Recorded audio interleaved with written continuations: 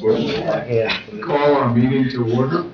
This is a work session of the Mayor and Borough Council of the Borough of Seaside Park and County of Ocean, State of New Jersey, held on Thursday, May 7, 2026, advertised at 7 p.m. Pursuant to the provisions of New Jersey's Open Public Meetings Act, adequate notice of this meeting was properly provided by transmitting the notice of the meeting for publication to the Asbury Park Press and the Ocean Star on January 2nd, 2026. Notice of the meeting of the governing body also has been posted in the corridor of the municipal building and in the office of the municipal clerk. Roll call. Councilmember Condos? Here. Councilmember Connor? Here. Councilmember Kraft? Here. Councilmember Rotunda? Here. Councilmember Toth? Here. Council President Wilk? Here. Mayor Pearson? Here. Thank you.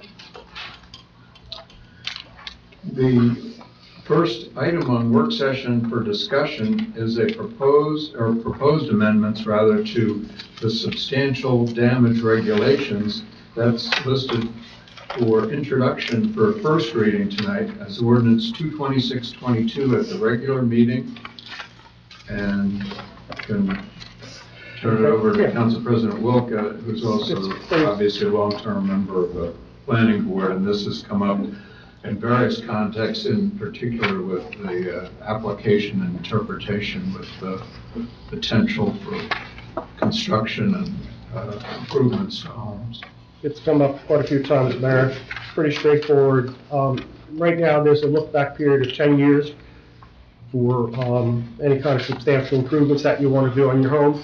We'd like to bring that to the current year to 0, so that if the 50% rule would come into place if you were going to actually put 50% improvements in your home at one time. So basically, that's the change that we're looking to do. Can you just describe when you say 10-year look back? Does that mean like what, over the 10-year period, if they're making improvements over that, or what it was valued at 10 years prior? No, the look back was for a 10-year period, for 10 years worth of permit work that went into your house. Oh, okay. I didn't understand. Yeah. Exactly. Okay. So now we're not looking back 10 years. You come in for a permit, and give you an example, if your building was worth $200,000, then 50% would be $100,000 worth of work. If then it goes over $100,000, you have to bring the whole building into conformity. Up to new code. Up to the new code. Right. Where, right now, if that was the case, they would look back in the file, go back 10 years. And see what you had done in that That's time. correct. That's a lot of No, accumulated together, a lot of work. A lot of work. So would this also help for the people that are then going to be subject to the potential real stuff? Does this make it, sort of makes it better, right? It would make it for the better. homeowner. Makes it easier. Yeah, that's Yeah. what I thought. Okay, I just want to make sure I understood the 10-year. Less cumbersome and Yeah. less everything, for everybody. But Yeah, okay.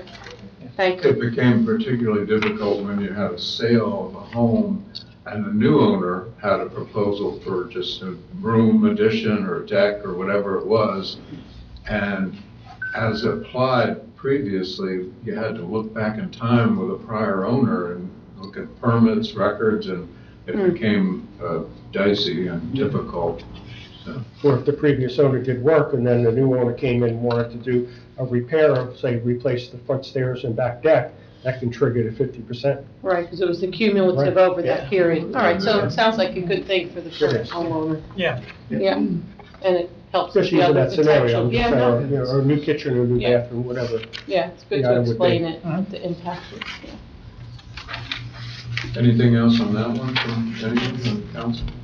No. The second has also been subject matter of a number of issues before the planning board, before the code office, and that too, it's a proposed amendments to reduce the permitted freeboard elevation from 2 feet to 1 feet.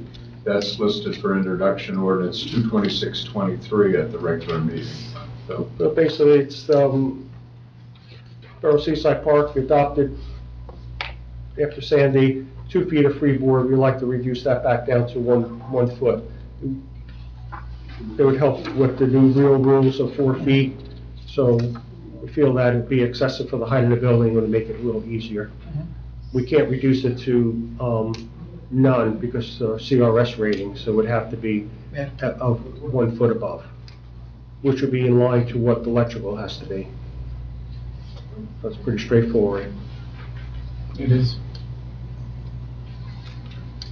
Because that also keep then the overall height could That's potentially be over. less than keep it going up and up and up. You have That's 50-foot correct. homes. Yeah, Yeah, okay. that's correct. Anything else on that one at this time? Yeah, huge issue.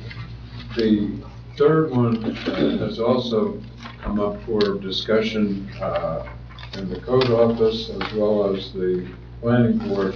That's discussion of recommended amendments to ordinance 22613 in the residential 50 and residential 31.5 zones. That's listed for introduction as ordinance 22624 at the regular meeting this evening. Is there anything back? Nothing else to say. No. And the fourth is discussion of engineering proposal. That's from T&M Associates dated April 20th, 2026, to update the borough zoning map. That's listed for consideration resolution 226-203 at the regular meeting. Yeah, that's to accommodate the changes in South Seaside Park. Yes. Okay. And that cost is not to exceed $2,700, so that's reasonable. Yeah. Correct. And item E is discussion of an engineering proposal from Collier's Engineering Design. It's dated April 8th, 2026. And that's for additional permitting required for the construction of a pole barn. That's listed for consideration in resolution 226-204 at the regular meeting. And this is directly as a result of the passage of the real rules, and they apply to municipalities, entities of the state, and any homeowner.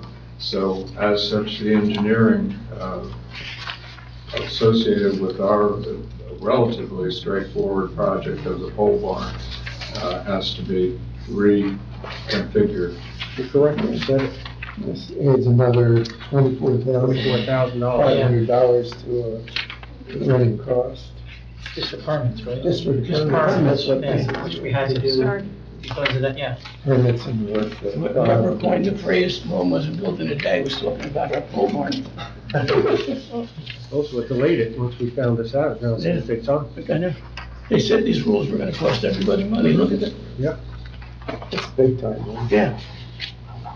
And item F is discussion of an engineering proposal from T&M Associates dated April 23rd, 2026, to apply for fiscal year 2027 NJDOT Municipal Aid Program for roadway improvements, listed for consideration as resolution 226-210.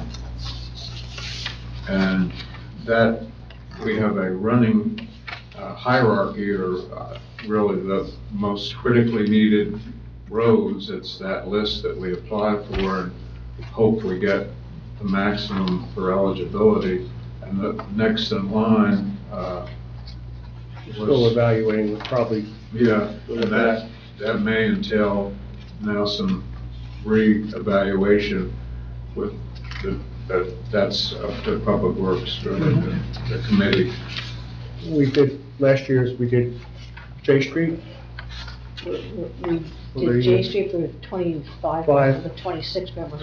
F Street. There were smaller streets because the amount was smaller. Yeah.